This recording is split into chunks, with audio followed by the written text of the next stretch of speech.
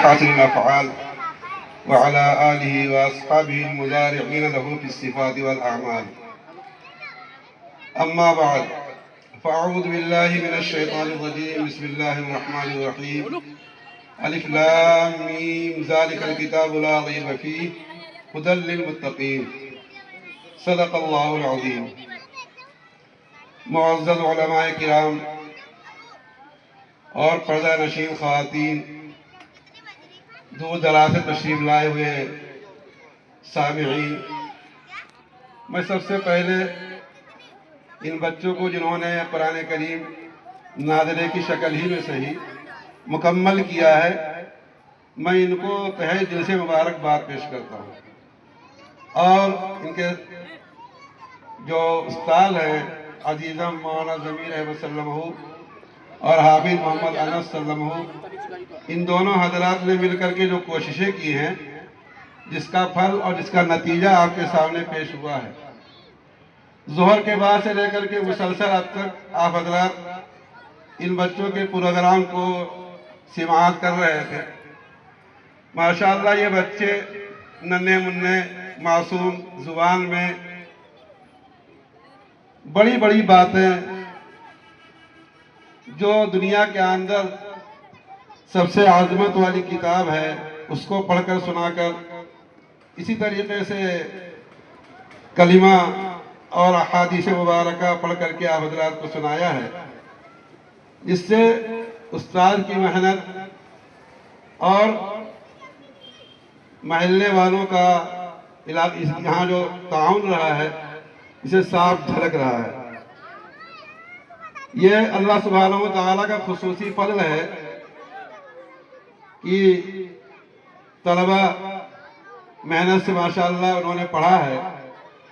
ان کی یہ جو عمر ہے، جیسے کہ بھی ہم سے پہلے جو دو مقررین نے بیان کیا، ان بچوں کا دل بالکل گویا کہ سادہ تختی ہوتی ہے. اس عمر میں ان کو جو کچھ سکھا دیا جائے گا، یاد کرا دیا جائے گا، وہ انشاءاللہ ایک دم نقش کل حجر ہو جائے گا. اور پھر وہ جو آج بچپن کا یاد کیا ہوتا ہے وہ بچپن تک باقی رہتا ہے. لہذا اس علم کے اور مکتب میں بچوں کے بھیجنے میں ہماری ماں اور بہنوں کو جس انداز سے کوشش کرتی ہیں، اپنی کوشش میں اور اضافہ کرنا چاہیے اور اس پہ توجہ بڑھانی چاہیے. یہ دو مکتب ہیں، مدرسہ اصحاب صفہ، جس کی عمر ابھی تقریباً 1 سال 8 مہینے تقریباً ہوئی ہے. اس قلیل مدت میں اس ننھے منھے سے پودے نے جو آپ کے سامنے پھل دیا ہے، اس سے اندازہ لگا سکتے ہیں کہ ان پر کتنی محنت ہوئی ہے. اتنی بے باکی کے ساتھ بچوں نے بڑوں کے مجمع میں بڑوں کے سامنے اپنی بات بے باکانہ انداز میں پیش کیا ہے. لوگوں کے سامنے کھڑے ہو کر کے 2 بات کہنا یہ مشکل معلوم ہوتا ہے. بڑے بڑے کھڑے ہوتے ہیں، اگر مسجد میں بیان کرنے کا موقع آ جاتا ہے یا کسی جلسے میں بیان کرنا ہوتا ہے تو پاؤں ہلنے لگتا ہے، پاؤں کپنے لگتا ہے. لیکن ننھے منھے سے بچوں نے بڑی ہمت کے ساتھ دیکھ کر میں انتہائی مجھے خوشی ہوئی کہ ماشاءاللہ ان پر بڑی محنت ہوئی ہے. اور اگر ایسے ہی ان پر محنت ہوتی رہی تو انشاءاللہ ان کا مستقبل نہایت ہی تابناک ہوگا. اور یہ ہم لوگوں کے گویا کہ مستقبل ہی ہے. یہی بعد میں اللہ سبحانہ و تعالیٰ ان کو کیا بنائے گا تو یہ اللہ کے علم میں ہے. اسی میں بہت سے حافظ، بہت سے عالم، بہت سے قاری، بہت سے مفتی، بہت سے مصنف، بہت سے شیخ الحدیث اور نہ جانے کون کون سی نعمتوں کو حاصل کرنے والے بنیں گے. اس کا علم تو اللہ سبحانہ و تعالیٰ کا ہے. ہر بچے میں اللہ سبحانہ و تعالیٰ نے ایک صلاحیت رکھی ہے. اس صلاحیت پر جتنی محنت کی جاتی ہے اسی اعتبار سے اس صلاحیت میں نکھار پیدا ہوتا ہے. اس کی جتنی رگڑائی ہوتی ہے، رنگ لاتی ہے حنا پتھر پہ گھس جانے کے بعد، سرخرو ہوتا ہے انسان ٹھوکریں کھانے کے بعد. جب اس کی رگڑائی ہوتی ہے تو رگڑائی کی وجہ سے اس میں نکھار پیدا ہوتا ہے. انہی کلیوں کو حق ہے زندگی میں مسکرانے کا جو کلیاں ابتدائے عمر سے کانٹوں میں پلتی ہیں۔ ان کے والدین اپنے بچوں کی اگر دیکھ ریکھ رکھیں اور ان کی صحیح تربیت اور اسلامیات کو حاصل کرنے کے لیے پوری کوشش میں لگے رہیں اور مکاتب میں مکتب میں اہتمام کے ساتھ بھیجتے رہیں تو انشاءاللہ ان کا جو موجودہ حال ہے اس میں ان کو مضبوطی حاصل ہو جائے گی اور پھر انشاءاللہ وہ ہمیشہ ہمیش کے لیے اللہ کی ذات سے امید ہے کہ وہ اس پر ثابت قدم رہیں گے، اسلامیات پر قائم رہیں گے، اسلامیات پر باقی رہیں گے۔ یہ جو مدرسہ اصحاب صفہ کے عنوان سے ہے، صفہ آپ حضرات سنے ہیں، جانتے ہیں کہ مدینہ منورہ میں ایک چبوترا ہے جس پر حضور اکرم صلی اللہ علیہ وسلم سے علم حاصل کرنے کے لیے صحابہ بغیر کسی وسائل کے وہاں مستقل طور پر رہتے تھے، جن کا مشغلہ صرف اور یہ صرف تھا کہ قرآن اور حدیث آقا نامدار صلی اللہ علیہ وسلم سے جو کچھ سنے اس کو محفوظ کریں۔ حضرت ابو ہریرہ رضی اللہ تعالیٰ عنہ، ان کے آلہ و دیگر اور صحابہ جو خاصی تعداد میں تھے وہ مستقل طور پر چبوترے پر رہتے تھے اور اسے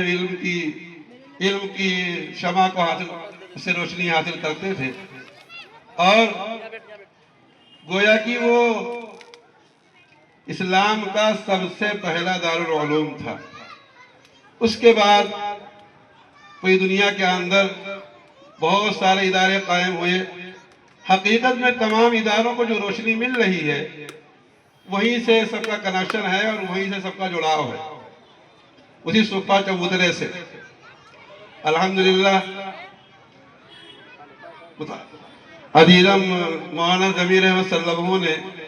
مکتب کا نام بھی اصحاب صفہ کے نام سے رکھا ہے، صفہ کے نام سے، شاید اسی برکت کو حاصل کرنے کا انہوں نے ارادہ کیا ہے۔ اور اس کے ساتھ ساتھ جو دوسرا مکتب چل رہا ہے بہت پرانا مدرسہ صدیقیہ،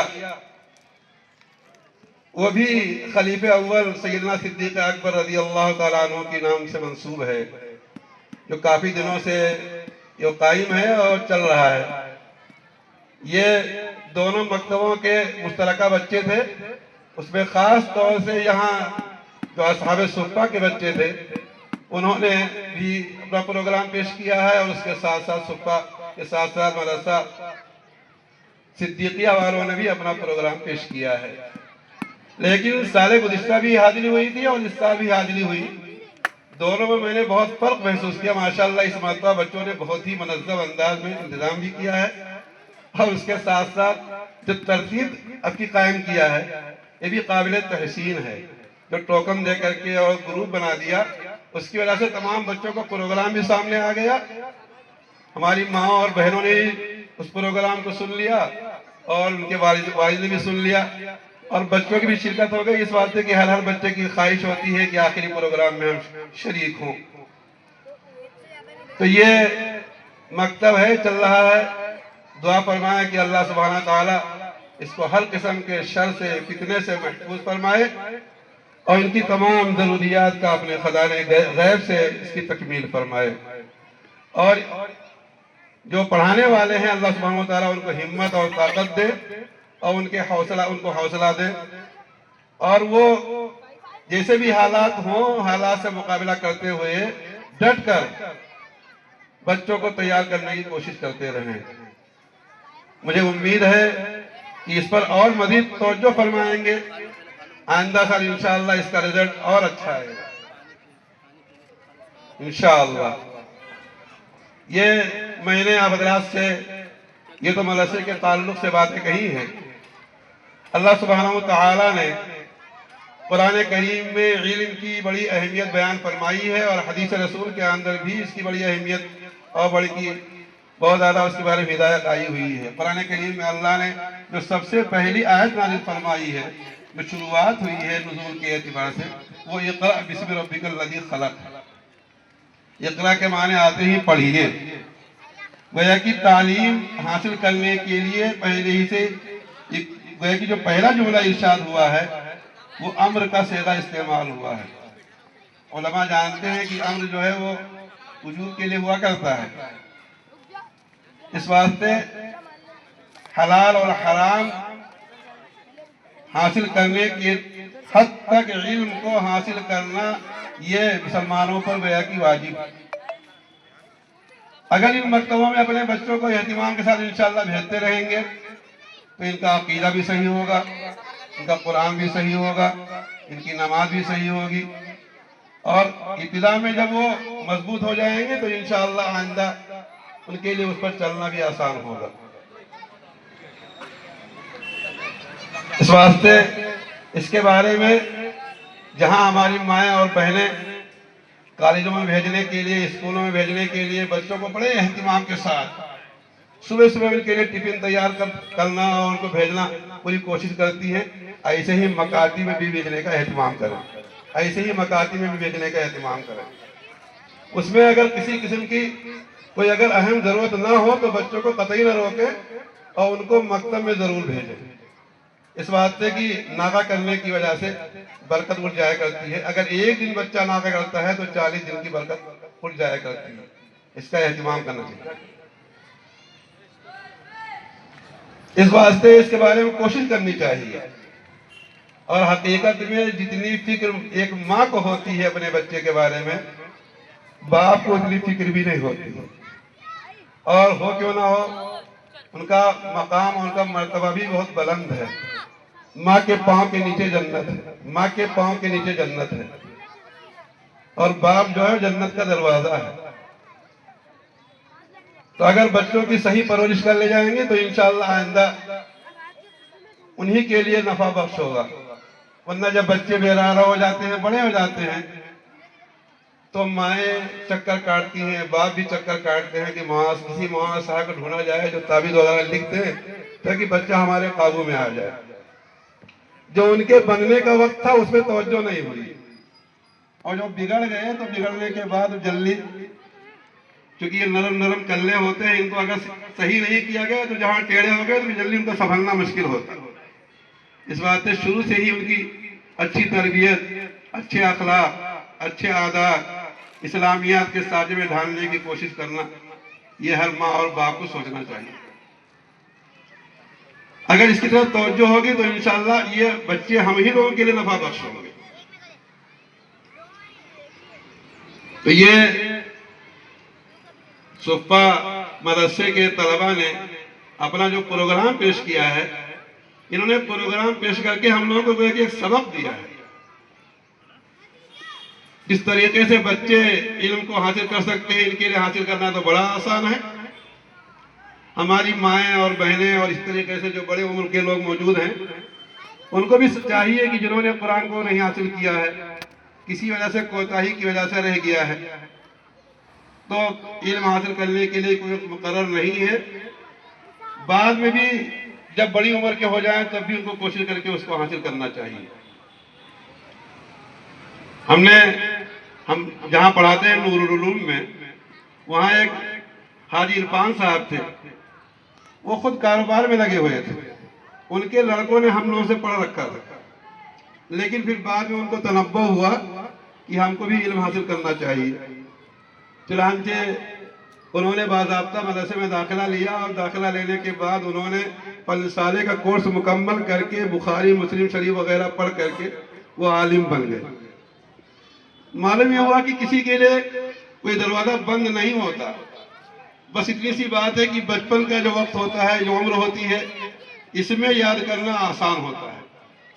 اور جب عمر زیادہ ہو جاتی ہے تو جلدی زبان نہیں ٹوٹتی ہے، حروف کی اگر ادائیگی کرنا چاہیں تو اس میں حروف کی ادائیگی نہیں ہو پاتی ہے، اور اس عمر میں جیسے چاہیں زبان کو آپ گھما لیں اور جس انداز سے چاہیں اس کی ادائیگی کر لیں۔